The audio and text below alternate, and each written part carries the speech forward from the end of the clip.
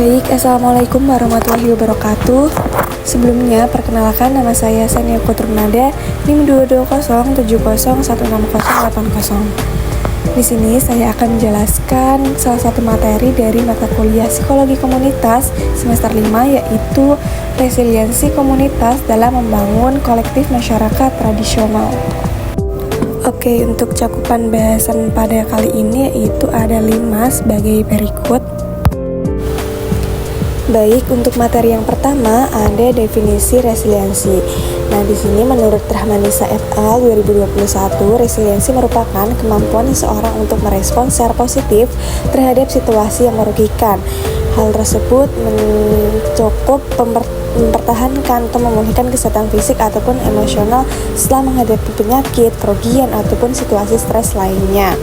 Nah, dalam kelompok masyarakat tradisional memanfaatkan resiliensi untuk mempertahankan ketahanan mereka dalam menghadapi berbagai tekanan dan tantangan hidup. Nah, intinya di sini resiliensi merupakan kemampuan individu untuk bangkit kembali atau pulih setelah menghadapi situasi yang sulit ataupun merugikan. Nah, kemampuan resiliensi tersebut digunakan untuk tetap kuat secara fisik dan emosional meskipun menghadapi suatu tekanan, stres ataupun kesulitan. Nah, contohnya itu seperti misal seorang kehilangan orang yang dicintai ataupun ketika mengalami suatu bencana. Nah, seseorang itu akan mencari cara gitu untuk bertahan ataupun bangkit kembali. Oke, yang selanjutnya ada sumber resiliensi. Nah, di sini ada 4 sumber yang membentuk resiliensi menurut Bandura, sebagaimana dirujuk oleh Tejaratri 2024. Sebagaimana konsep yang menggambarkan bagaimana individu dalam suatu kelompok atau komunitas dapat mengembangkan ketahanan dirinya melalui berbagai pengalaman ataupun dukungan dari lingkungan sekitar. Oke, di sini yang pertama ada pengalaman yang menyeluruh. Yang maksudnya pengalaman ini yang dialami oleh individu ataupun kelompok dalam menghadapi suatu tantangan atau kesulitan. Nah, misalnya saja kalau dilihat dari kita negara Indonesia itu kan negara agraris, dalam kelompok tradisional ataupun suatu di desa, anggota kelompok akan belajar bercocok tanam dari generasi ke generasi. Nah, mereka akan mengalami sendiri bagaimana proses menanam, merawat, atau memanen tanaman tersebut kan diturunkan dari generasi ke generasi sebagaimana pengalaman mereka. Begitu pula ketika situasi krisis lagi bencana. Nah, suatu masyarakat kelompok desa itu mungkin secara pengalaman dengan melihat, mengobservasi orang yang lebih tua, membantu dan lain-lain, itu akan secara langsung mereka bisa bergotong royong dan lain-lainnya. Nah, yang kedua ini ada pengalaman yang didampingi.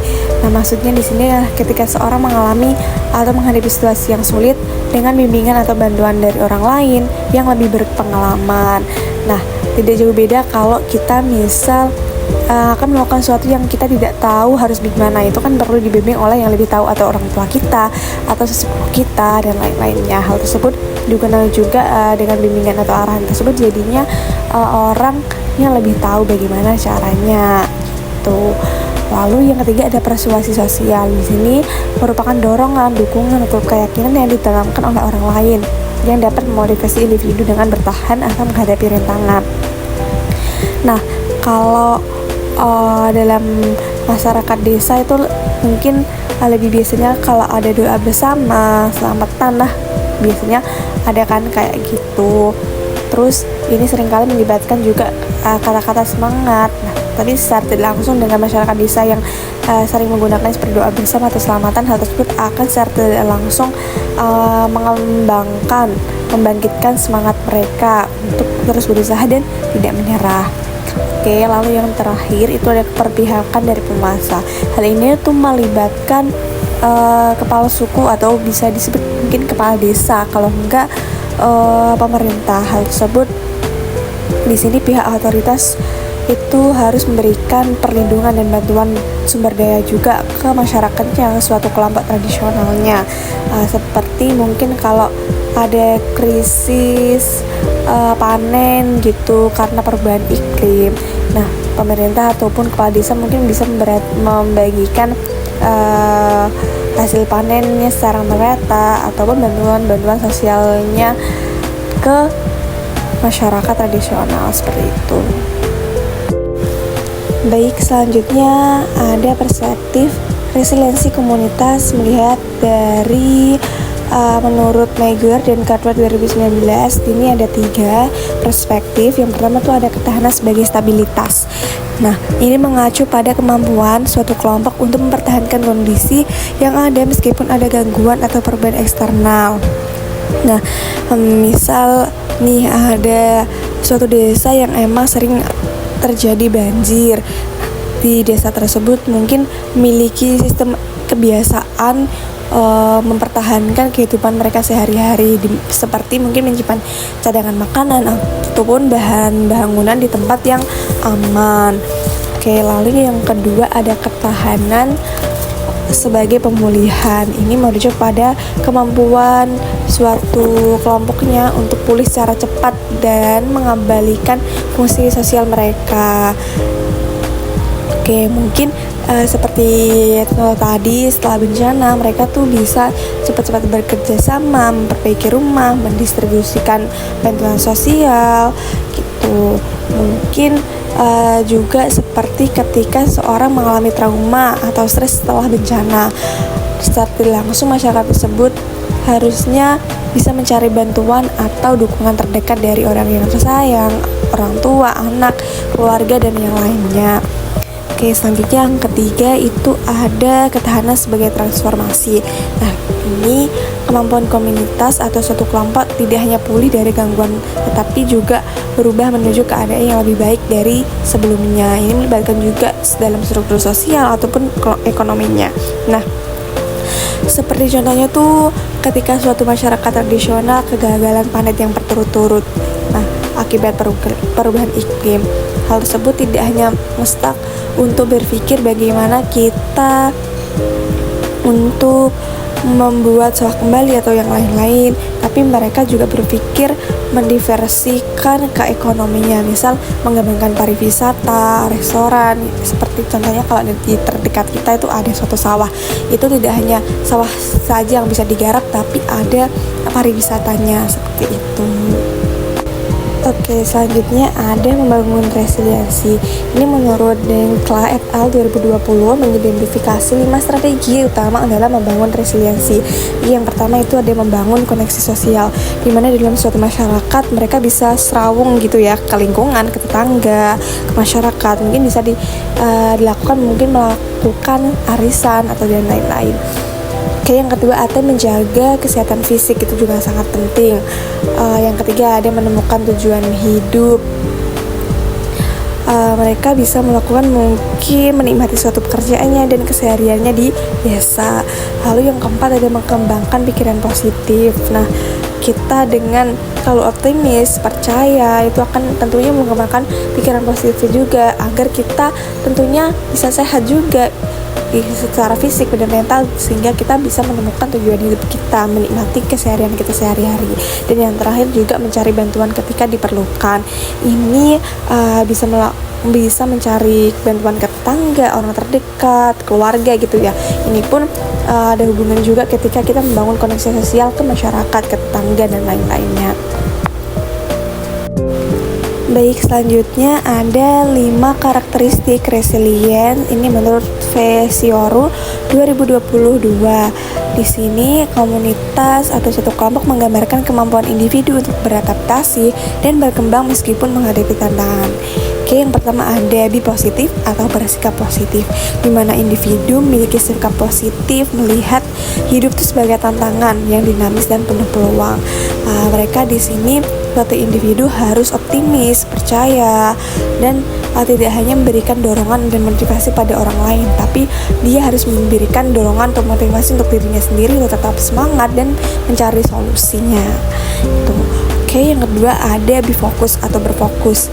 Nah, di sini individu dapat menetapkan tujuan yang jelas dan tetap berkomitmen pada tujuan meskipun ada tantangan yang harus dia hadapi.